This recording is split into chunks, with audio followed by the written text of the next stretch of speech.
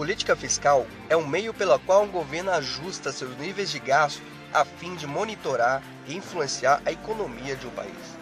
É irmã da política monetária, estratégia com a qual o Banco Central influencia os recursos monetários do país.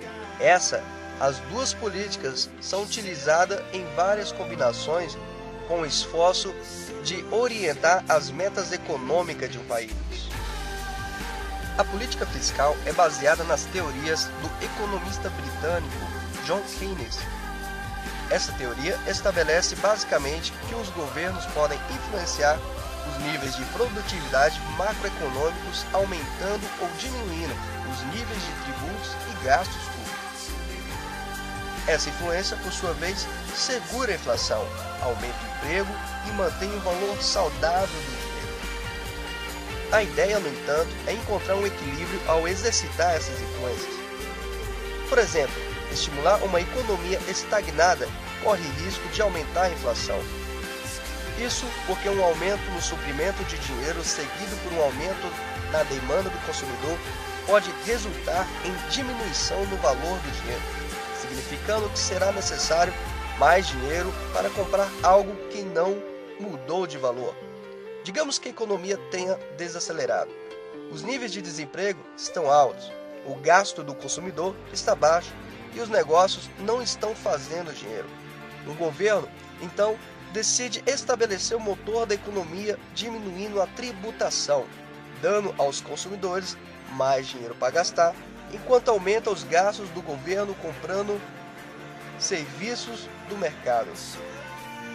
Nesse meio tempo, os níveis gerais de desemprego caem. Com mais dinheiro na economia e menos impostos a pagar, a demanda do consumidor por bens e serviços aumenta. Isso, por sua vez, reacende os negócios e transforma o ciclo de estagno para ativo.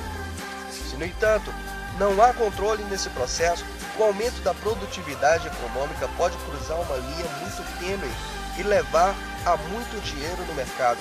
Esse excesso da oferta diminui o valor do dinheiro, enquanto pressiona os preços. Assim ocorre a inflação. Quando a inflação está muito alta, a economia pode precisar de uma desaceleração.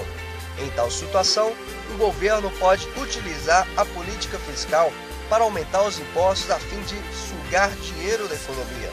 A política fiscal também poderia ditar um aumento no gasto do governo e assim diminuir o dinheiro em circulação.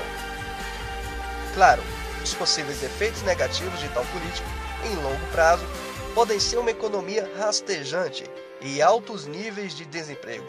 A despeito disso, o processo continua conforme o governo utiliza a sua política fiscal para colocar em sintonia os gastos e níveis de tributação, com a meta de equiparar os ciclos de negócio.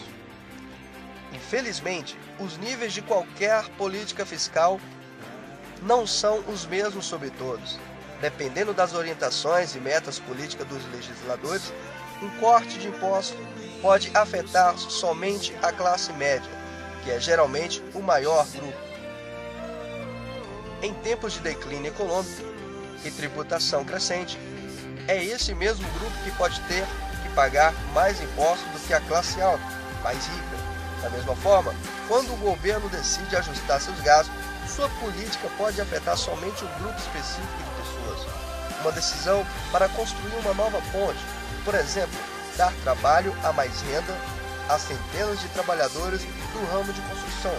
Uma decisão pode gastar dinheiro na construção de um ônibus espacial. Por outro lado, beneficia somente um pequeno grupo de especialistas, o que não faria muito para aumentar os níveis de emprego.